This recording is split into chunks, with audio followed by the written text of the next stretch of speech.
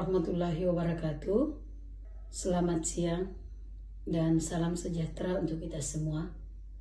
Perkenalkan, nama saya Nurlela SPDI MPD.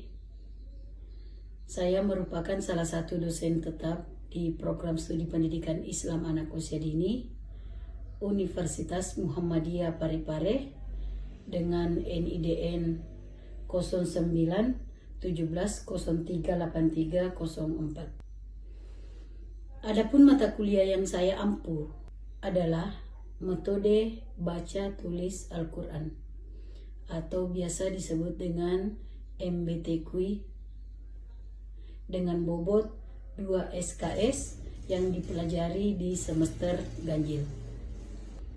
Dalam proses pembelajaran, saya menggunakan metode DIA, yaitu Delivery, Interaction, dan Assessment. Delivery merupakan penyampaian materi, yang mana saya menyampaikan materi dengan ceramah, presentasi, atau menggunakan media pembelajaran lain agar mahasiswa dapat memahami dengan baik. Kemudian, interaction merupakan interaksi antara dosen dengan mahasiswa. Interaksi ini biasanya dilakukan dengan tanya jawab, mempraktekkan huruf-huruf, serta membaca kalimat-kalimat dalam Al-Quran agar mahasiswa dapat berpartisipasi dan termotivasi untuk belajar. Kemudian, asesmen merupakan penilaian yang biasanya saya melakukan dengan memberikan tugas individu, tugas kelompok, serta keaktifan dalam diskusi. Adapun deskripsi singkat mata kuliah MBTQ, yaitu metode baca tulis Al-Quran, merupakan mata kuliah pengembangan kepribadian yang wajib ditempuh oleh setiap mahasiswa di program studi pendidikan Islam anak usia dini di semester 3. Mata kuliah ini membekali mahasiswa untuk memahami dan mempraktekkan penyebutan mahrijul huruf, idhar, idgham, iqlab, ihfa, qalqalah, serta hafalan surah-surah pendek. Dari hasil pembelajaran, mahasiswa diharapkan mampu memahami pengertian dan tujuan pembelajaran MBTQ. Mahasiswa mampu mengenal dan membaca hukum bacaan idhar. Mahasiswa mampu mengenal dan membaca hukum bacaan idgham. Mahasiswa mampu mengenal dan membaca hukum bacaan iqlab. Mahasiswa mampu mengenal dan membaca hukum bacaan ihfa, qalqalah, serta mampu menghafal beberapa surah pendek. Adapun kajian materi pembelajaran mata kuliah MBTQ: 1. Pengertian dan tujuan MBTQ. 2. Mahrijul huruf. 3. Idhar. 4. Idgham. 5. Iqlab. 6. Ihfa. 7. Qalqalah. Dan 8. Hafalan beberapa surah pendek. Adapun sistem pembelajaran yang saya lakukan adalah pertama dengan melakukan pembukaan, yang mana pembukaan ini di dalamnya terdapat salam, kemudian doa bersama, serta mengabsen mahasiswa. Yang kedua, saya melakukan apersepsi atau mereview materi yang lalu untuk menghubungkan dengan materi yang akan dipelajari. Dalam diskusi, saya biasanya memotivasi mereka untuk belajar lebih fokus, lebih giat, dan lebih serius dengan mempraktekkan penyebutan huruf-huruf serta membaca kalimat dalam Al-Quran dengan seksama. Pada pelaksanaan asesmen dalam pembelajaran, dalam proses ini, bagaimana cara saya melakukan evaluasi penilaian terhadap mahasiswa dengan mencoba mengetahui pemahaman masing-masing mahasiswa terkait proses pembelajaran melalui tugas-tugas, yaitu tugas kelompok, tugas individu, biasa kuis, tanya jawab, serta presentasi. Dalam perkuliahan, saya menggunakan saluran komunikasi, yaitu menggunakan grup WhatsApp. Hal ini dilakukan untuk berinteraksi langsung dengan mahasiswa dalam menjelaskan hal-hal yang terkait dengan pembelajaran. Nah, biasanya saya memakai grup komunikasi ini pada saat mengirim tugas atau memberikan tugas-tugas tambahan. Adapun bobot penilaian dari mata kuliah ini yaitu ujian akhir semester 20%, ujian tengah semester 20%, tugas 30%, kehadiran 10%, keaktifan mahasiswa 20%. Itulah gambaran dari pembelajaran mata kuliah MBTQI. Selanjutnya, saya akan menampilkan proses pembelajaran di kelas dengan mata kuliah MBTQI secara tatap muka pada pertemuan ketiga. Selamat menyaksikan. Assalamualaikum warahmatullahi wabarakatuh. Waalaikumsalam warahmatullahi wabarakatuh. Alhamdulillahirabbil alamin. Wassalatu wassalamu ala asyrofil anbiya'i wal mursalin sayyidina Muhammad wa ala alihi washabihi ajmain. Puji syukur kita panjatkan kepada Allah Subhanahu wa taala atas nikmat dan karunia-Nya sehingga pada hari ini kita masuk perkuliahan di pertemuan ketiga. Dan tak lupa kita kirimkan salam dan taslim kepada Nabi Muhammad SAW, yang mana Nabi telah mengangkat kita dari lembah kehinaan menjadi lembah yang dimuliakan oleh Allah Subhanahu wa taala. Sebelum kita masuk ke pertemuan ketiga, baiklah saya akan mempersilahkan teman-teman sekalian untuk salah satu dari kalian untuk memimpin temannya untuk berdoa. Silakan. Aula. Silakan. Bisa berdiri, bisa duduk.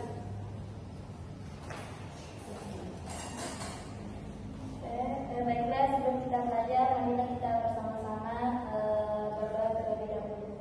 Bismillahirrahmanirrahim. Rabbi zidni ilman warzuqni fahma.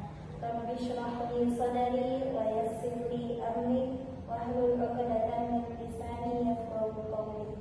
Allahumma inni as'aluka ilman nafi'an wa rizqan thayyiban wa 'amalan mutaqabbalan. Amin. Amin ya rabbal alamin.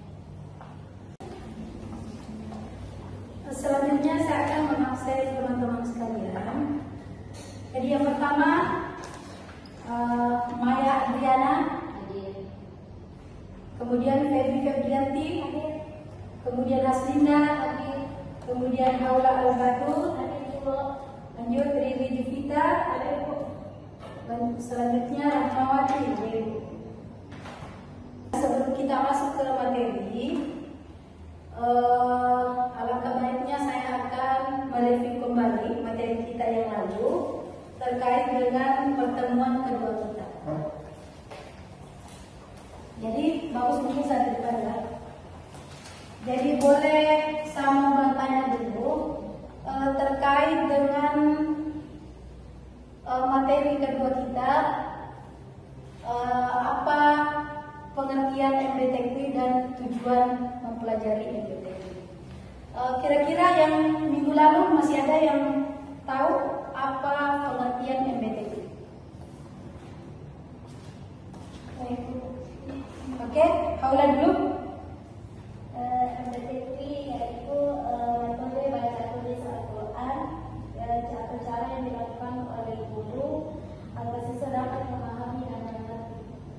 bagus. Saya kira yang lain itu masih paham semua ya. Ini tadi contohnya sudah bagus. Ada 2 orang berarti masih ingat semua. Masih ada pengertian? Oke, lanjut. Pengertian MPTV adalah program atau kegiatan yang bertujuan untuk mendidik dan melatih individu dalam membaca dan menuliskan Al-Quran dengan baik dan benar. Oke, bagus, mantap ya. Minggu yang lalu kita belajar tentang ini, akan tetapi dipaham dengan baik ya. Alhamdulillah. Oke, lanjut. Apa tujuan kita mempelajari MPTV? Ada yang bisa jawab? Oke, silakan.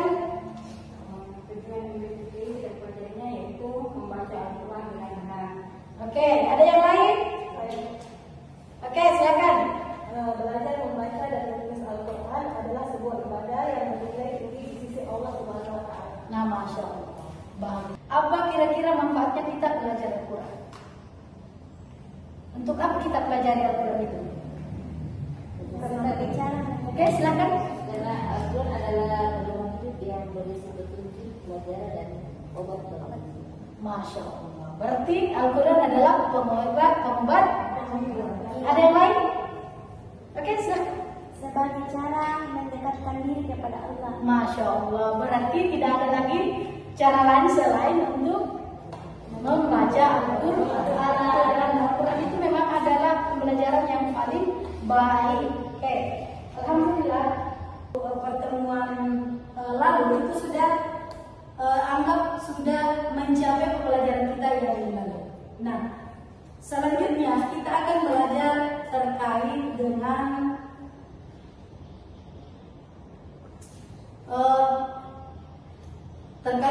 huruf hijaiyah. PMK ini ada 3 sub. Yang kita pelajari nanti ada 3 sub. Yang pertama adalah mampu mengenal huruf hijaiyah. Yang kedua, mampu menyebut huruf hijaiyah. Yang ketiga, mampu membedakan huruf hijaiyah. Nah, tujuan daripada pembelajaran ini tentunya kita tidak lepas dari CPMK tadi, yaitu mahasiswa mampu mengenal huruf hijaiyah. Kemudian selanjutnya mahasiswa mampu menyebut huruf hijaiyah. Terus selanjutnya mahasiswa mampu membedakan penyebutan huruf hijaiyah dengan tepat. Nah, pokok bahasan kita ada 3 ya, yang tidak lepas dari CPMK tadi: mengenal huruf, kemudian menyebut huruf, kemudian membedakan huruf. Ya. Nah, terkait dengan mengenal huruf, nah tentunya kita mengenal huruf hijaiyah itu dengan nada. Contoh kalau anak-anak sekarang, bukan anak-anak sekarang, dari dulu sampai sekarang ya, anak-anak itu kalau misalnya dikasih pembelajaran melalui dengan nada, pastinya dia akan termotivasi.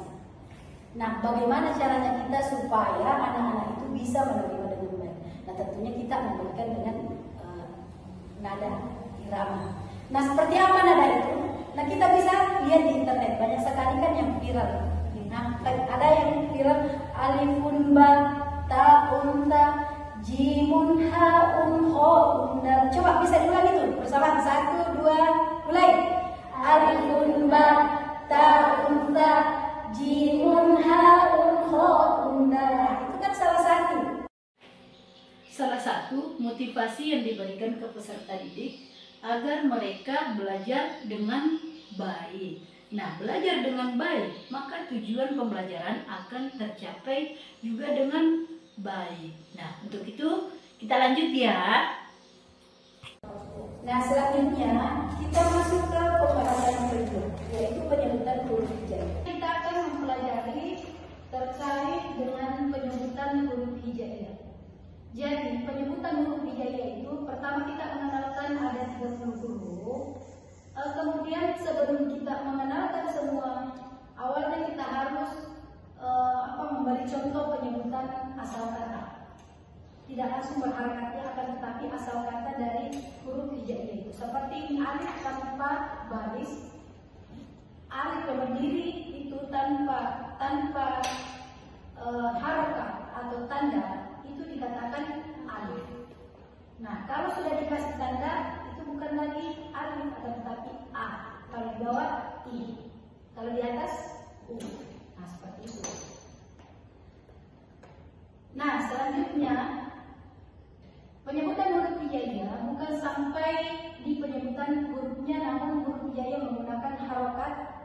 yang membentuk satu kata berarti dalam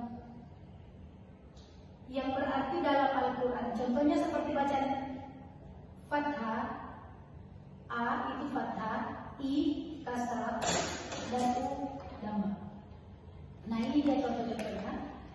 Nah ini bisa dituliskan di papan tulis. Kalau anak-anak bisa dituliskan di papan tulis bahwa kalau alif dia dikasih tanda di atas, bacanya lagi bukan alif akan tetapi a. Nah ini ada contohnya ya. Ini ada a, ba, ta, jim. Kemudian selanjutnya ini tanda baca kasroh. Ini kalau kasroh dia di bawah. Nah bisa dituliskan di papan tulis. Anak-anak bisa dituliskan bahwa anak-anak bagi yang huruf hijaiyah dikasih tanda di bawah, dia bacanya bukan lagi a kalau alif, akan tetapi dia bacanya i. Nah ini contohnya huruf to.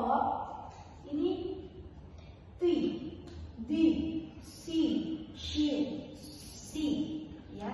Kemudian selanjutnya ini dhamma. Nah ini kalau dikatakan huruf lagi di atas bukan lagi a, i, bukan lagi a, bukan lagi juga i, akan tetapi u. Nah ini hurufnya ada lu, zu, lu, hu, hu. Oke lanjut. Sampai sini sudah paham? Sampai sini sudah paham? Alhamdulillah. Kita lanjut ke membedakan huruf hijaiyah. Jadi kalau kita sudah menjelaskan anak-anak terkait dengan huruf hijaiyah, kemudian penyebutannya, setelah penyebutannya, kemudian dikasih tanda, setelah itu kita lanjut ke yang ketiga ini adalah membedakan huruf hijaiyah. Nah contoh, ini kan dia ada alif, ada a dengan a. Jadi harus beda, harus diteliti cara penyebutan hurufnya. Mengapa harus diteliti? Karena kalau beda penyebutan berarti dia beda arti. Oke, ini contohnya. A. Kalau di bawah i, harus beda juga. I.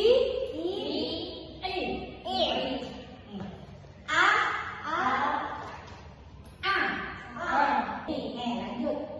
Ga, za. Coba. Ga, za, za, za, ri, zi. Oke, lanjut. Ini huruf so lagi, so dengan ta. Ketika huruf so dikasih tanda baca di atas, tetap tebal. So. Kalau ta dikasih tanda baca di atas, tetap ta. Nah, coba bisa dibedakan. So, ta. So, ta.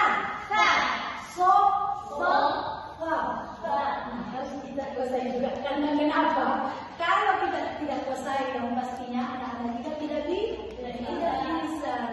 Oke, lanjut. Ini huruf ta dengan to. Nah, lanjut lagi penyebutannya. Kita juga akan praktek juga di sini. Jadi sebelum kita praktek di lapangan, alangkah bagusnya kita praktek di sini. Ta, to, ti, tui, tebal, tak tebal, tui. Nah, lanjut. Ini 3 hal. Ada 3 hal. Coba perhatikan. Ini ya. Ada 3 hal. Sering sekali banyak yang meleset ya. Banyak yang melenceng. Baik anak-anak maupun bahkan orang dewasa, tapi alhamdulillah insyaallah di sini tidak ada ini. Oke, lanjut. A tipis. A tipis. A. Ini yang seperti ini.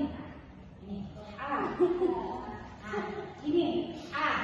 Tipis sekali di sini. Nah, lanjut. Kalau ini yang dua, yang ada matanya dua, dia ditebal. Seakan keluar semua suara. Lanjut ini. Nah, seperti kalau kita ngomong. Ini harus ya, harus beda. Pertama A, yang kedua H.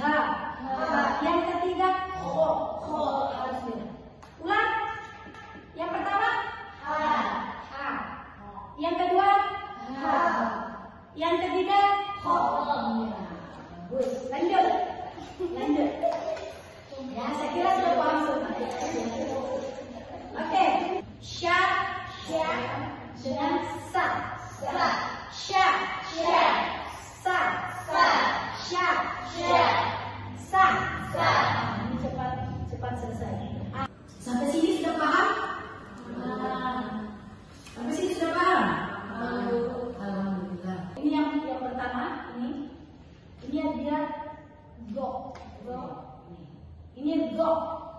Kemudian da, kemudian lanjut go. Go.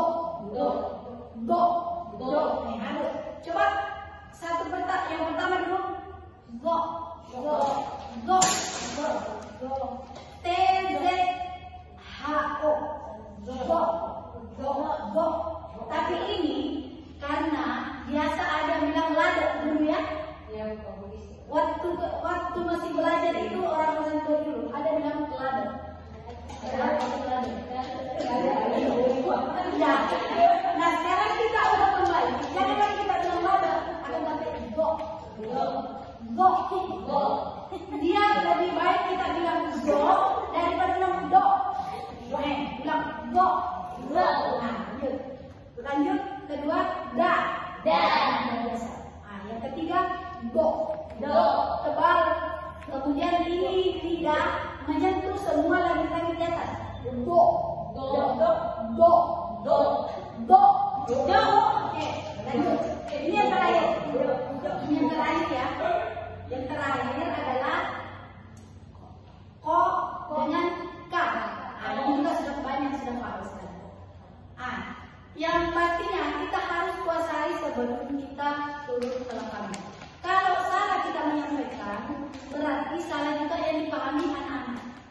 Nah, anggaplah kita melihat yang dulu yang go itu orang bilang lado, dia bilang enggak.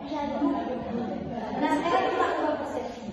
Kita belajar dulu, lanjut kita terapkan ke lapangan. Ini ke terakhir ini. Ini di dalam tebal lanjut k.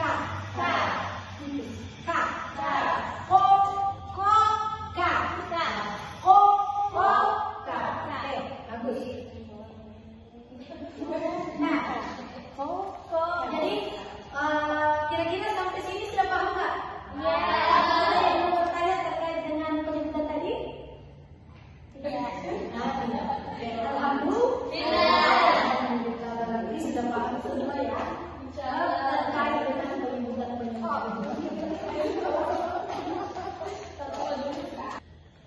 Jadi sebelum saya tutup, saya mau dulu mereview kembali terkait dengan materi kita hari ini. Yang pertama adalah apa pembahasan pertama kita tadi? Mengenal huruf hijaiyah. Iya, mengenal huruf hijaiyah. Mengenalkan huruf hijaiyah itu ada berapa? Ada berapa macam? Ada dua. Ada dua. Yang pertama pertama oke, bagus. Mengenal huruf dengan irama atau nada, kemudian mengenalkan huruf dengan gambar. Selanjutnya yang kedua adalah Oke, yang kedua adalah penyebutan huruf hijaiyah. Penyebutan huruf hijaiyah itu tadi yang seperti apa? Huruf asli. Ya, huruf asli. Yang huruf asli itu contohnya apa? Alif, jim, ya, itu huruf asli. Nah, selanjutnya tadi pelajaran itu terkait dengan huruf yang barokat. Kalau kata itu bacanya apa? Kalau kasrah bacanya kalau dhamma bacanya bagus. Alhamdulillah dipahami ya. Oke, yang ketiga tadi kita mempelajari terkait dengan membedakan huruf hijaiyah. Membedakan huruf hijaiyah tadi yang tebal dengan tipis. Nah, sebagai kesimpulan materi kita hari ini, yaitu yang pertama yaitu mengenalkan huruf. Tadi itu ada dua cara, yaitu dengan irama atau nada, kemudian mengenalkan huruf dengan gambar atau objek yang terkait. Nah, itu tadi yang pertama. Kemudian yang kedua adalah penyebutan huruf asli tanpa harokat, kemudian penyebutan huruf berharokat fathah, kasrah dan dhamma. Itu yang kedua. Dan yang ketiga adalah membedakan penyebutan huruf dengan baik. Itu tadi yang membedakan penyebutan huruf dengan baik. Itu tadi yang baru-baru kita selesaikan. Jadi sebagai berikut, saya akan memberikan tugas kepada kalian. Jadi yang pertama itu silahkan sebutkan huruf hijaiyah tadi dengan irama dan atau nada, ya. Kemudian setelah itu kirim ke grup WA kita. Jadi semua teman-temannya baik yang hadir maupun yang tidak hadir sampaikan bahwa kita mendapat tugas terkait dengan menyebutkan huruf hijaiyah lalu dikirim ke WA. Kemudian selanjutnya bacakan huruf hijaiyah yang bertanda fathah, kasrah dan dhamma. Lalu kirim ke WA group. Oke, sudah paham?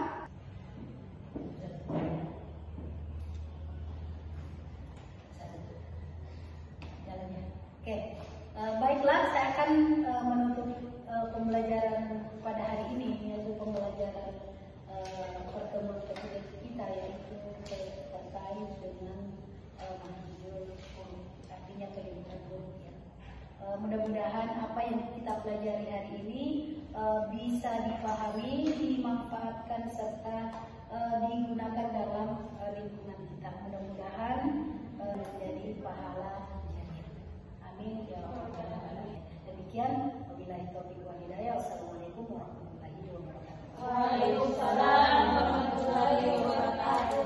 Demikianlah video pembelajaran ini saya persembahkan dalam unjuk karya PDD UKTPT dalam memenuhi sertifikasi dosen tahun 2025. Semoga bermanfaat untuk mahasiswa dan umumnya masyarakat. Wassalamualaikum warahmatullahi wabarakatuh.